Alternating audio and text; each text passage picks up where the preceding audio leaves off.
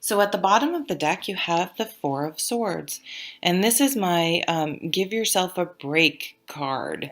Swords are all about mental activity, and the swords cards tend to have can have a negative um, reputation, shall we say. And that's because our mind is often that's our worst enemy is our thoughts and our ego and um, our perceptions and what we think and the filter, the thought processes that we interject, is that right, into situations. And so this card asks us to stop, to give ourselves a break, to stop with the negative thoughts and just try to calm our minds and rest. It's like take a time out.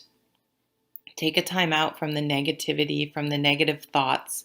And, this comes after the Three of Swords, which is often, a very trying card. So it's like, what, just somehow try to, and I know people are like, well, how do you do that? How, if some bad stuff is going on, it's like, try to meditate, try to rest, try to go take a walk, try to do things which don't, which where you're not focusing on some negative thing and just obsessing about it. It takes training our brains not to do it. It's not easy, but it definitely can be done. So try to find ways to do that. You know, the brain, if you're just sitting around thinking about, obsessing about something negative, that's all you're going to think about it. But you can go to a movie, you can read a book, you can write down positive affirmations, you can think about all the good things in your life and the happy memories. Because when bad things happen, it didn't even have to necessarily be anything bad happening. You ever notice that? You can just sort of get into a funk. So try to consciously think about listing all the positive things you have in your life. And then your brain's going to be busy focusing on the positive and not the negative things. But then also this card's about not beating yourself up about when you haven't been successful doing that. So really count your wins, give yourself a break, treat yourself like you would your best friend.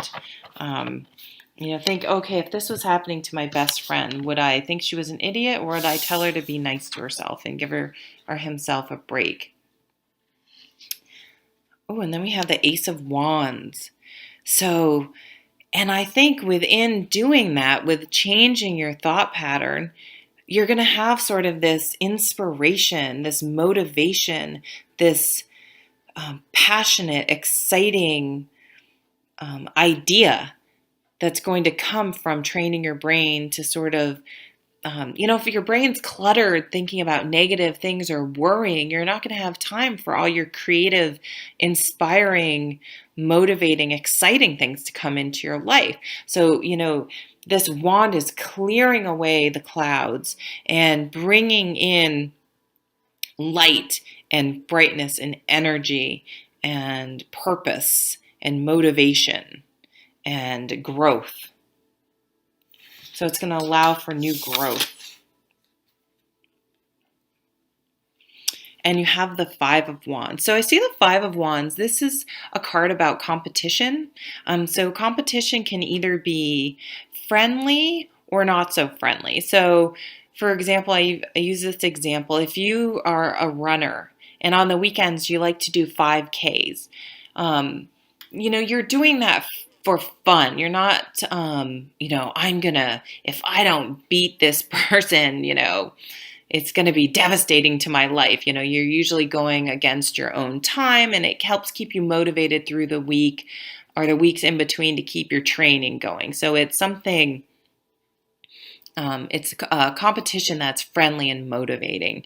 Or it could be, and this is another shift in perception here. If you do run and you get so caught up in doing well, beating your own time or beating other people, that it becomes this stressful negative thing, well, then you're using competition to sort of beat yourself up in sort of a negative reinforcement. And, I have to be very careful.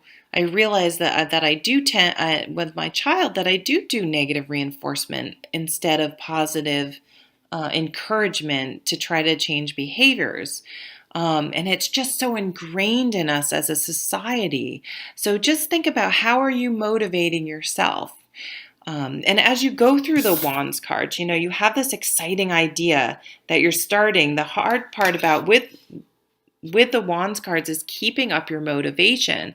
So be careful that if you come into some competition, that you don't go back to that negative beating yourself up, that you stay enthusiastic and positive and light.